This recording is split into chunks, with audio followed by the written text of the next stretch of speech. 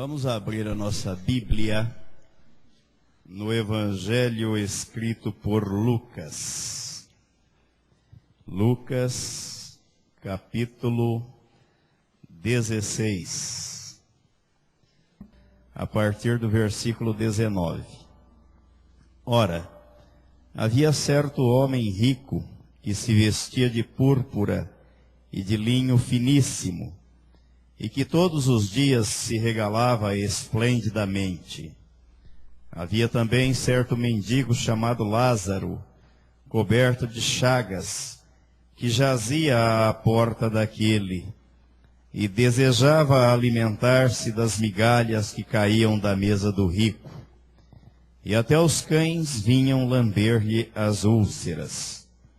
Aconteceu morrer o mendigo, e ser levado pelos anjos para o seio de Abraão. Morreu também o rico e foi sepultado. No inferno, estando em tormentos, levantou os olhos e viu ao longe a Abraão e Lázaro no seu seio. Então, clamando, disse: Pai Abraão, tem misericórdia de mim. E manda a Lázaro que molhe em água a ponta do dedo e me refresque a língua, porque estou atormentado nesta chama. Disse, porém, Abraão: Filho, lembra-te de que recebeste os teus bens em tua vida, e Lázaro igualmente os males. Agora, porém, aqui ele está consolado, tu em tormentos. E, além de tudo, está posto um grande abismo entre nós e vós, de sorte que os que querem passar daqui para vós outros não podem, nem os de lá passar para nós. Então replicou: Pai, eu te imploro que o mandes à minha casa paterna, porque tenho 5 irmãos, para que lhes dê testemunho, a fim de não virem também para este lugar de tormento. Respondeu Abraão: Eles têm Moisés e os profetas, ouçam-nos. Mas ele insistiu: Não, pai Abraão, se alguém dentre os mortos for ter com eles, arrepender-se-ão. Abraão, porém, lhe respondeu: Se não ouvem a Moisés e aos profetas, tampouco se deixarão persuadir, ainda que ressuscite alguém dentre os mortos. Vamos ouvir este cântico.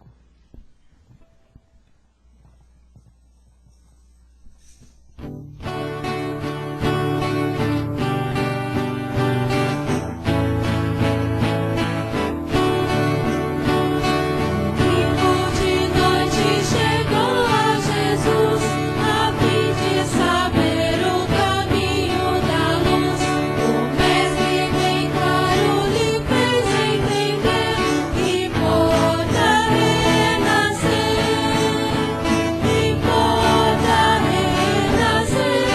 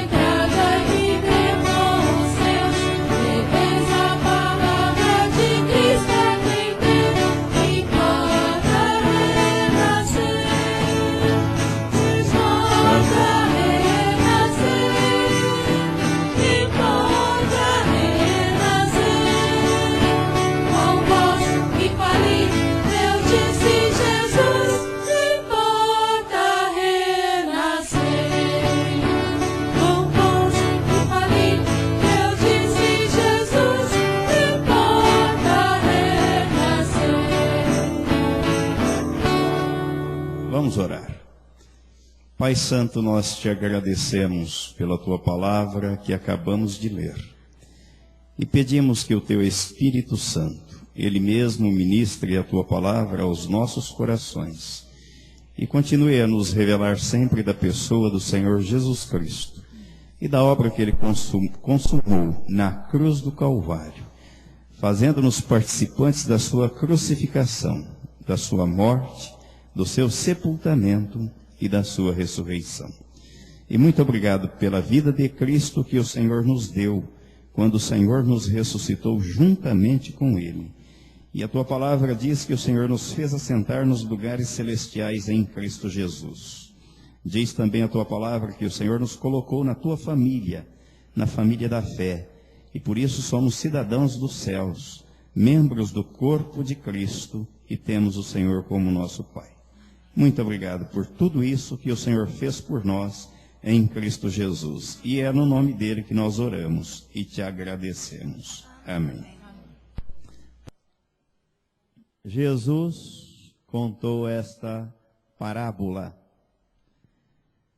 e ele salienta a existência e a morte de dois homens, com dois rumos diferentes. Duas vidas que seguem rumo contrário. Estes dois homens, procedentes da mesma raça, e tinham por pai a Abraão, ambos judeus. Viviam no mesmo país e na mesma cidade. Tinham algumas semelhanças, mas várias diferenças. E a última semelhança foi a morte de ambos. Embora diferentes na vida, os dois chegaram ao mesmo fim. E este é o destino de todos os homens. A morte nivela todos.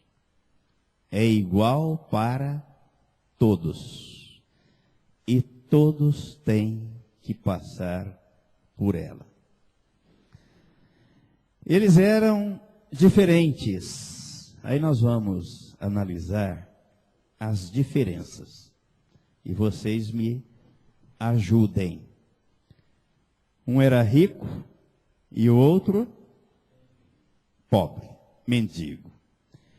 Um comia com fartura as iguarias requintadas e o outro desejava alimentar-se das migalhas que caíam da mesa do rico. Um se vestia com roupas de grife e o outro, vocês têm que me ajudar aí. Eu estou pedindo ajuda. Como é que o outro se vestia? Com trapos.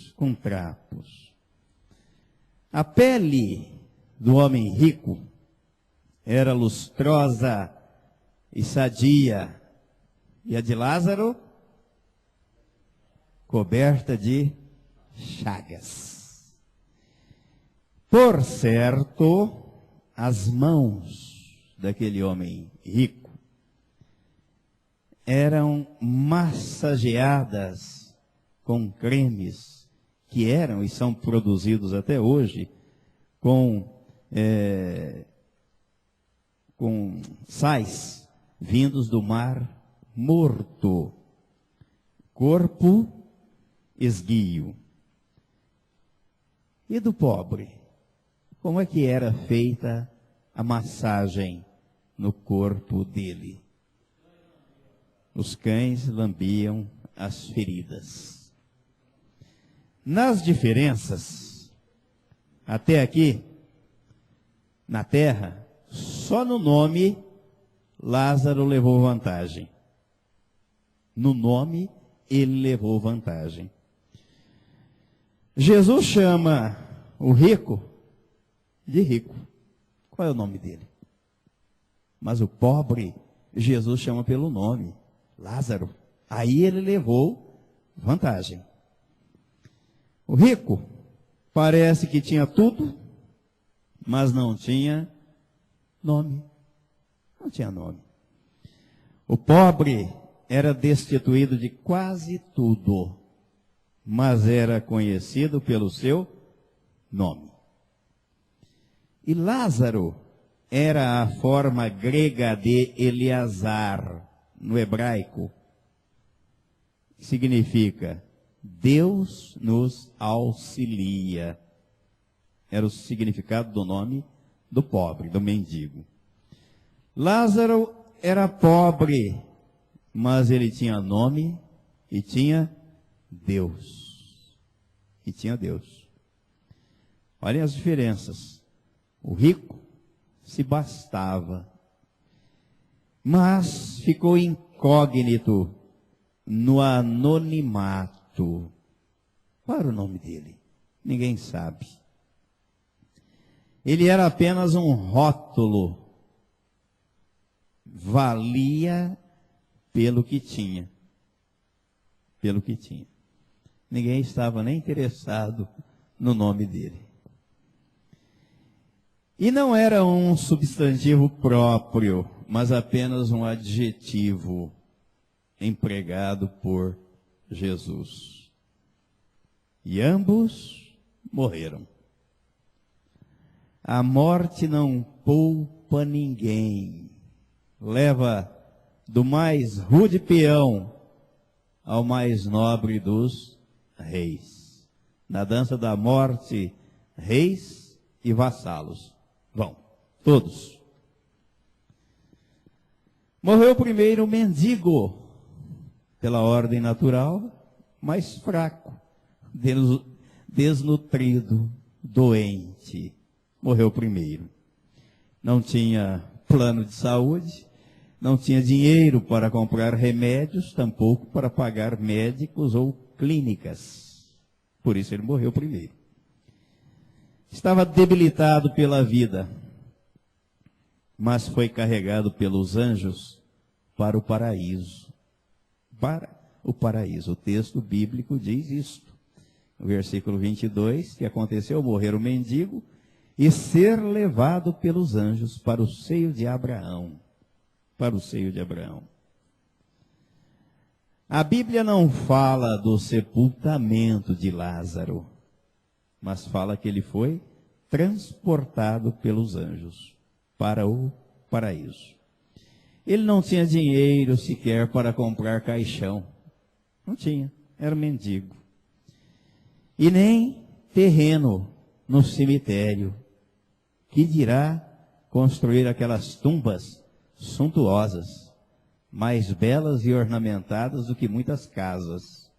Existem cemitérios por aí, e não é à toa que os bandidos ficam de olho nas tumbas luxuosas, para saquearem aquilo que de valor existe. O pobre não tinha parentes e nem aderentes. Morreu como indigente.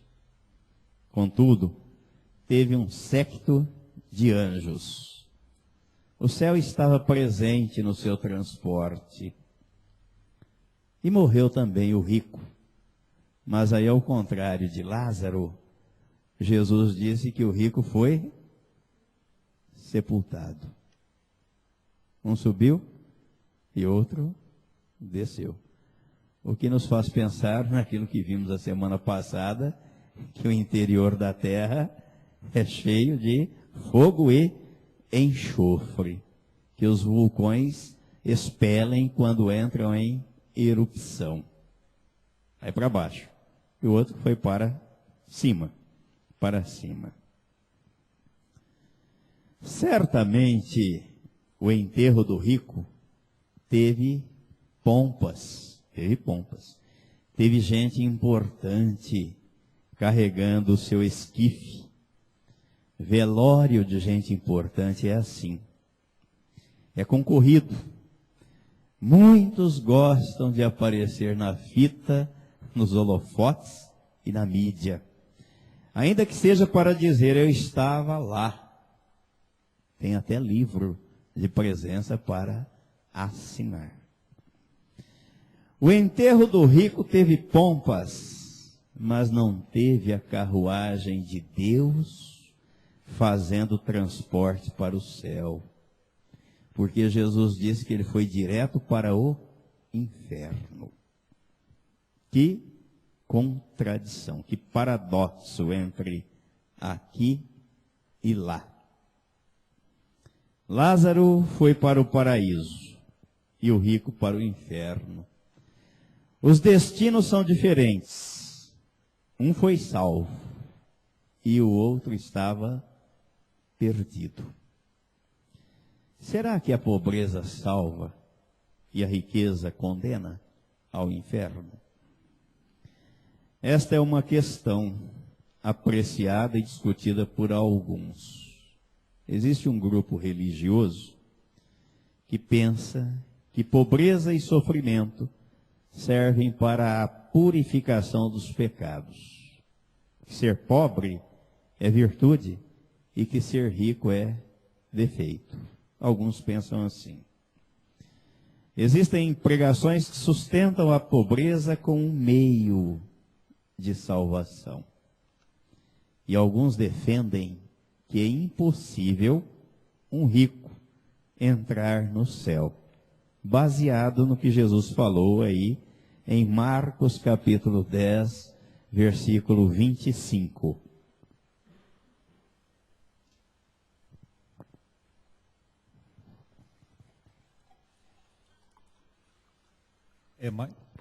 É mais fácil um camelo passar pelo fundo de uma agulha do que entrar um rico no reino de Deus. Um rico que confia na riqueza como fonte de merecimento, ou que depende da riqueza para negociar a sua salvação, está totalmente perdido. O versículo 24 desse mesmo texto. E os discípulos se maravilharam dessas palavras. Mas Jesus, tornando a falar, disse-lhes: Filhos, quão difícil é para os que confiam nas riquezas entrar no reino de Deus. Então Jesus não disse que é difícil para aqueles que possuem riquezas entrar no reino de Deus, mas para aqueles que confiam na riqueza. Não há perdição de rico por causa da riqueza e não há salvação de pobre por causa da pobreza. A salvação do ponto de vista da Bíblia é totalmente pela graça de Deus, sem qualquer ingrediente do ser humano. Deus não salva uma pessoa por ser pobre e tampouco condena alguém por ser rico. A salvação de Deus, vinda de Deus, é obra absoluta da graça imerecida e do seu amor incondicional. Nada fizemos, fazemos ou faremos para sermos salvos. Mas Deus fez tudo por nós quando enviou Jesus a este mundo para que naquela cruz ele atraísse em seu corpo a raça humana pecadora. Amor de Deus, graça de Deus incondicional. Não dependeu, não depende e não dependerá do comportamento do homem. Lázaro foi salvo porque confiou totalmente na suficiência da graça de Deus. E o rico foi para o inferno por causa do pecado da incredulidade. Confiou em si, na sua riqueza, mas não confiou em Deus. Lázaro dependeu das misericórdias de Deus. O rico era um autossuficiente. Se bastava. E todo fim, desfecho daquele que se basta é o inferno. Humildade e orgulho nada tem a ver com pobreza e riqueza. Há muito pobre orgulhoso e há muito rico humilde. O orgulho fala de uma pessoa que se basta, que se apoia em seus próprios méritos. A humildade aponta para aquele que se vê indigno e dependente 100% da graça de Deus. Por isso, a Bíblia faz esta observação aí, Tiago, capítulo 4, versículo 6. Tiago, capítulo 4, versículo 6. Todavia, da maior graça, portanto, diz: Deus resiste aos soberbos, dá, porém, graça aos humildes. Deus não suporta uma pessoa orgulhosa. A Bíblia diz que ele abomina, ele tem nojo. Mas ele dá graça, manifesta a sua graça aos humildes. Aqueles que se veem indignos. Aqueles que se reconhecem dependentes da graça de Deus. Alguém já disse que a humildade é simplesmente a percepção da completa incapacidade de si mesmo. E é o reconhecimento de nossa incapacidade e insuficiência a porta aberta para Deus agir.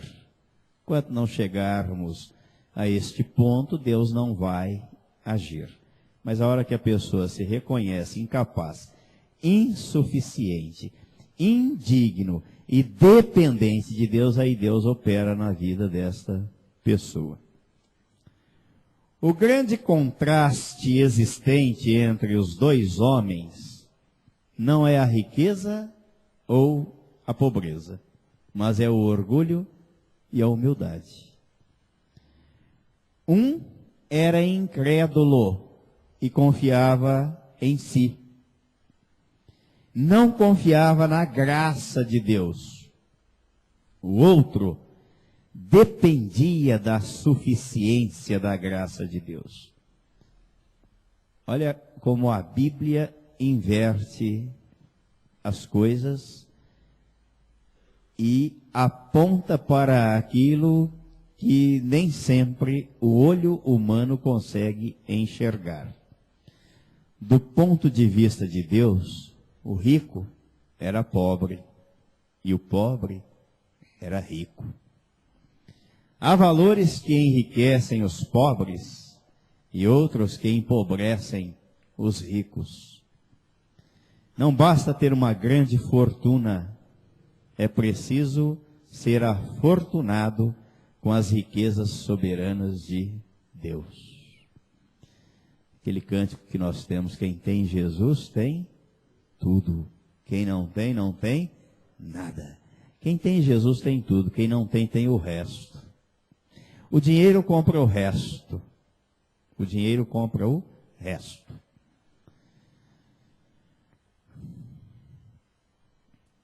O homem sem nome armazenou um tesouro na terra. Mas quando as coisas boas da vida lhe foram tiradas, ele não tinha nada com que atravessar o portão dos umbrais celestes. O pobre mendigo só conseguiu aqui na terra ajuntar moscas sob suas chagas. Mas ainda assim, a fé tinha sido creditada para ele no banco celestial. Os melhores amigos de Deus são os homens, as pessoas humildes. Os soberbos ele abomina. A história dos dois continua atrás das cortinas. Jesus deu uma palha do que acontece depois da morte. Se Jesus não tivesse falado isso, não saberíamos o que dizer às pessoas. O que é que acontece depois da morte? Mas Jesus falou. O que sabemos do outro lado da vida, Jesus deu a explicação. Lázaro de férias eternas, no paraíso, gozando as delícias da plenitude divina. No seio de Abraão, ele usufruía e está usufruindo das bênçãos que a graça concede. O pobre rico, que parece nunca ter erguido os olhos, olhava para si, se bastava, de repente levanta a cabeça e lamenta-se, reclama da quentura do aquecedor. O termostato do inferno vive quebrado. E a estufa assa a alma. O calor atormenta. E ele que teve tanta mordomia, agora, em razão da secura, suplica pelos favores de um mendigo que viveu à sua porta desprezado. Cadê o orgulho? Orgulho no inferno é coisa patética. Lembro que o Palmieri, semana passada, falou que aquele fogo já estava esquentando o ambiente. Só de olhar aquilo psicologicamente já trazia um calor. Imaginem lá dentro. O comando da terra daquele homem, em queixa e lamentação, ainda desponta um tom de autoridade. Manda Lázaro molhar o dedo na água e refrescar a minha língua. Parecia que Abraão era empregado dele.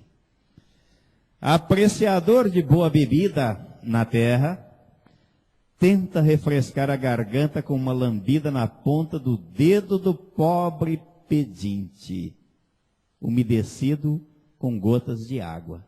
Que tragédia, que tragédia. O inferno é desolador. Tanta fartura na terra e tanto tormento nesta sauna sem vapor e sem suor. Seu clamor por misericórdia chegou tarde. Como diz o Pitota, piou tarde. Piou tarde. Não há ponte do inferno para o céu. E o abismo entre os dois é intransponível.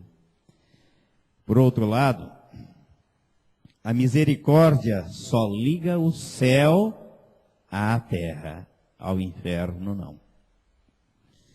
Não há qualquer transação entre o paraíso e o inferno. Não dá para fazer acordo. A misericórdia de Deus está associada aos homens falidos em suas chances. Aqueles que têm a oportunidade e se acham vão padecer no inferno. Não existe habeas corpus para prisioneiros eternos. Aquele homem agora ninguém podia garantir ou fazer nada pela sua liberdade. Condenado eternamente. Por isso que o apóstolo Paulo diz na carta aos Romanos 8:1, que nenhuma condenação há para os que estão em Cristo Jesus. Os que estão em Cristo Jesus estão livres do inferno. Os que não estão e não estiverem em Cristo Jesus, nada poderá lhes garantir a liberdade. Não há mais condição de liberdade. O tempo da oportunidade fechou sua porta e não há chave que abra esta fechadura. Tudo que precisamos decidir com relação à salvação fica por conta da nossa existência aqui na terra. O tolo do rico ainda continua tentando alternativas para o seu egoísmo. Lembra da família, dos seus 5 irmãos. E propõe uma solução fantástica. Pai, eu te imploro que o mandes à minha casa paterna, a fim de não virem também para este lugar de tormento. A pedagogia do inferno sempre quer mudar a metodologia de Deus.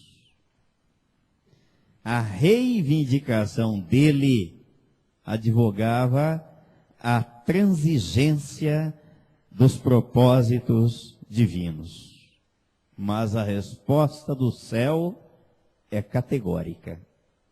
Eles têm Moisés e os profetas. Ouçam-nos. Eles têm a Bíblia Sagrada. Eles têm a palavra de Deus. Ouçam-na.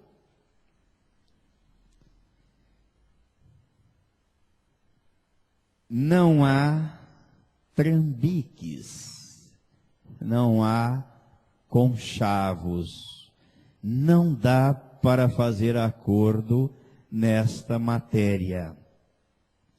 Em termos espirituais, a salvação de Deus é sempre pela graça, por meio da sua palavra. Naquela oração que Jesus fez por nós, ele diz: Pai, eu não oro somente por estes, mas por aqueles que hão de crer em mim por intermédio da sua palavra. Da sua palavra.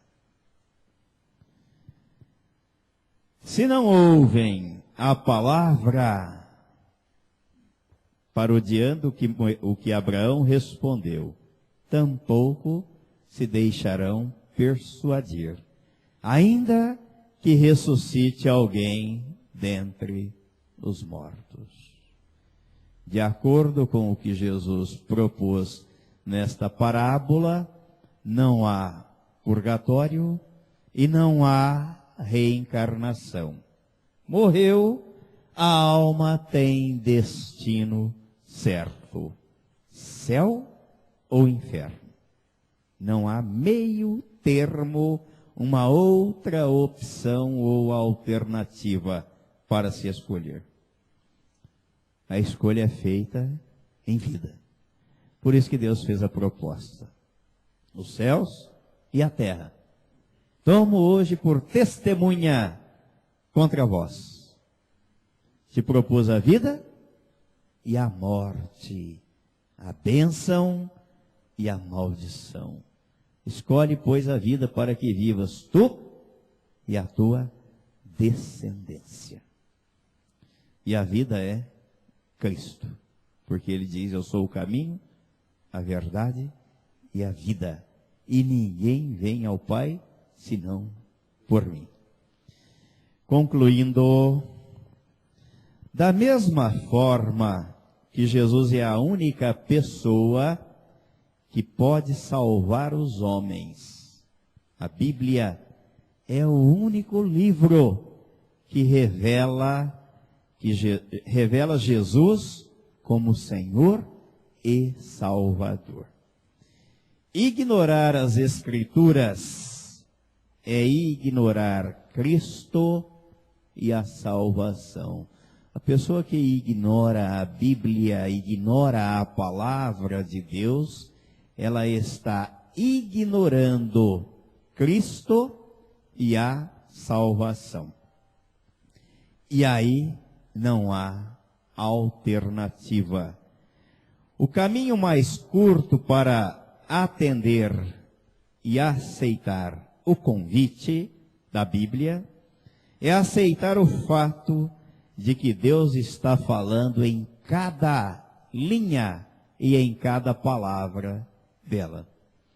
A Bíblia é um livro escrito com o sotaque de Deus. E se não damos crédito a este livro, não temos escolha.